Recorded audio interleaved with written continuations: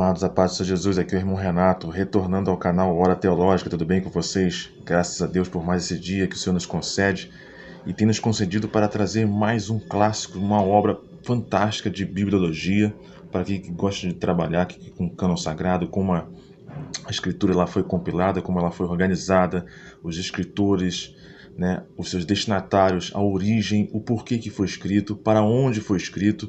Então, uma obra fantástica que eu vou apresentar para vocês. Mas antes da gente entrar aqui neste review, se inscreve no canal. Você que não é inscrito, se inscreve, faça parte dessa família.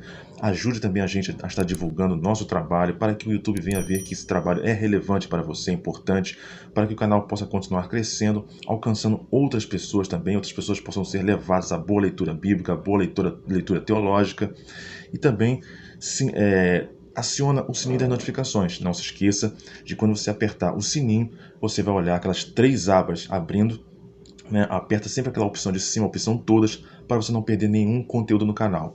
Também lembrando a nossa playlist, né? Essa obra vai entrar na questão da bibliologia lá, a nossa playlist, se você quiser procurar por temas de cristologia, escatologia, cristianismo primitivo e tudo mais, a doutrina do Espírito Santo, a doutrina da igreja, vai estar tudo lá separadinho para você lá, para você quiser procurar se aprofundar ainda mais nos escritos na teologia bíblica, ok?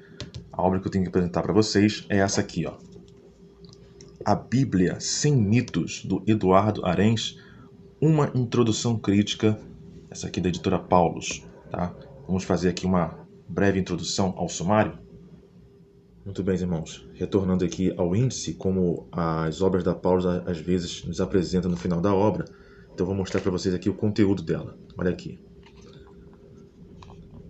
Abreviaturas frequentes, prólogo, apresentação, observações. Aí vem. Você conhece a Bíblia? Por onde começar? É necessário estudar a Bíblia? Importância da Bíblia. O que é a Bíblia? Primeira parte. A palavra de homens. O conteúdo da Bíblia. Contextos históricos da Bíblia. Fatos históricos. O relato bíblico. A formação da Bíblia. 3. 4. A comunicação e a Bíblia. Tradição como comunicação. Processo de comunicação. Tradições orais da Bíblia. 5. Tradição oral. 6. A fixação escrita. Quando foram escritas as tradições orais? Como se procedeu para se colocar por escrito? O trabalho editorial, depois da primeira edição. 7. Comunicação e interpretação. 8. A pergunta pelo autor, autores dos escritos da Bíblia. Você tem aqui, ó. Gêneros literários. 9. O que é um gênero literário? O problema elementar, crítica de formas literárias, gêneros literários mais comuns na Bíblia. 10. Textos e contextos. Contexto e situação vital, o contexto cultural, duas mentalidades, hebraica e grega, mentalidades e atitudes, cosmologia, antropologia, Deus e religião, atitude diante da vida, o contexto literário. Aqui. Síntese, a comunidade, o autor e sua obra. 11. O texto bíblico, os idiomas, os manuscritos, as traduções. Segunda parte, Palavra de Deus. Uma questão de identidade, o cânon. Origem da canonicidade, critérios de canonicidade, o cânon judaico, Bíblia católica e Bíblia protestante, aqui vai apresentar aqui a diferença e como foi separado, o cânon cristão, significado do cânon. Os excluídos, apócrifos. Relação entre o Antigo e o Novo Testamento, valorização do Antigo Testamento, a questão messiânica, o Antigo Testamento e Jesus. Por onde começar a ler? Pelo Antigo Testamento ou pelo Novo Testamento? A unidade da Bíblia. 15. A autoridade da Bíblia, fé na Bíblia ou em Deus? A autoridade da Bíblia, a autoridade suprema. A questão da fé na Bíblia ou em Deus aqui vai falar um pouco também sobre a questão de tradição, as suas diferenças e tudo mais. Vamos para outra parte aqui. 16. A verdade da Bíblia, inerrância. Esclarecimentos necessários, exemplos de erros na Bíblia. Entendendo os erros, o tendão de Aquiles do fundamentalista. Importância do conhecimento da natureza da Bíblia. A verdade bíblica. 17. A inspiração. Um assunto problemático. O conceito de inspiração. O autor inspirado. O texto inspirado. Deus inspirador. O que diz a Bíblia? Inspiração à luz dos estudos bíblicos atuais. O texto e leitor. Para uma descrição global da inspiração divina. Alcance da inspiração bíblica. Certezas? 18. A revelação. De que falamos? O Deus revelador. 19. A Bíblia, Palavra de Deus, esclarecimento conceitual, alcance da Palavra de Deus, literal ou metafórico, revelação e Palavra de Deus, os destinatários da Palavra, mensagens em palavras, Palavra de Deus em diversos gêneros, nota sobre a Bíblia e outros livros sagrados. Vamos para a terceira parte, hermenêutica, história e fé, 20, né? Conceito de história, aparências que enganam, história como interpretação, a verdade histórica. 21. Mito e realidade, falar do transcendental.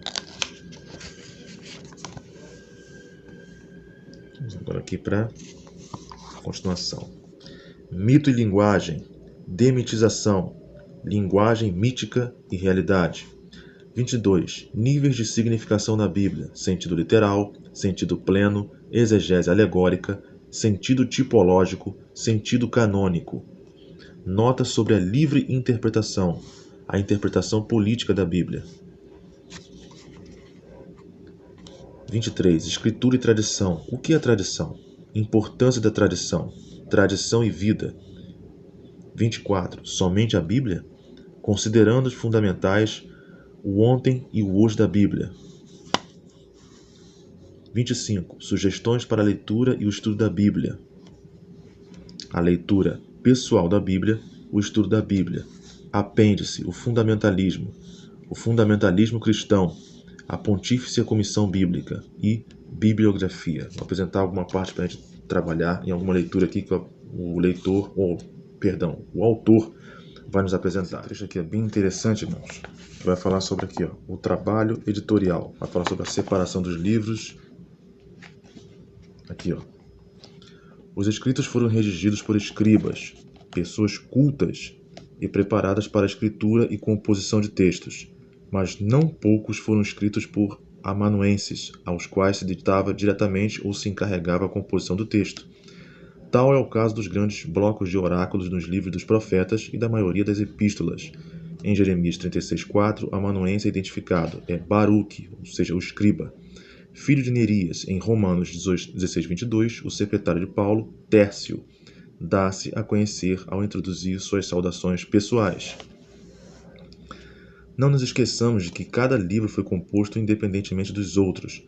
Os autores não escreveram com o propósito de que suas obras fizessem parte de uma coleção, que se fez somente muito mais tarde, né? Ninguém estava pensando primeiramente, inicialmente, de que o conjunto de escritos fizessem parte de um mesmo bloco.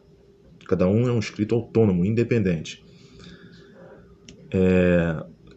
Aqui, cada livro era uma unidade completa e autônoma. Acabei de falar aqui, né? Quando Jesus foi à sinagoga em Nazaré, lhe passaram somente o rolo de Isaías, Lucas 4,17, que existia como obra independente das demais, e não toda uma biblioteca. Quando Paulo escreveu suas cartas, ele não tinha ideia de mais tarde elas seriam juntadas e que nós as iríamos ler 2000 anos mais tarde como parte da Bíblia. Muito interessante, né, irmãos? Vamos fazer uma outra leitura de um outro texto. Essa parte aqui, irmão, interessante, que vai tratar sobre o gênero literário, né? Que é a forma, no caso, como o autor prefere, de que maneira, na sua escrita, ela vai comunicar aquilo que ele quer passar. Então aqui, interessante esse gráfico. Emissor, o escritor, né? O que quer dizer? Aí vem aqui, propósito da mensagem, endereçada a qual é a melhor maneira de dizê-lo. Gênero literário e linguagem. Como eu devo receber, como eu devo classificar a forma da escrita do autor da qual estou lendo. Receptor. Leio, ouço um gênero literário. O que quer dizer-me? A forma que eu interpreto, eu vou conseguir classificar que tipo de gênero literário está classificado. E aqui você tem vários tipos, né? Deixa eu passar para vocês alguns aqui.